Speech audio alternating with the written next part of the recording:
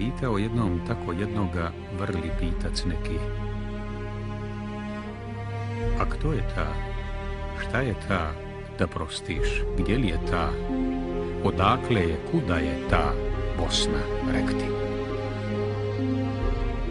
A zapitani odgovor njemu hitan tak tade.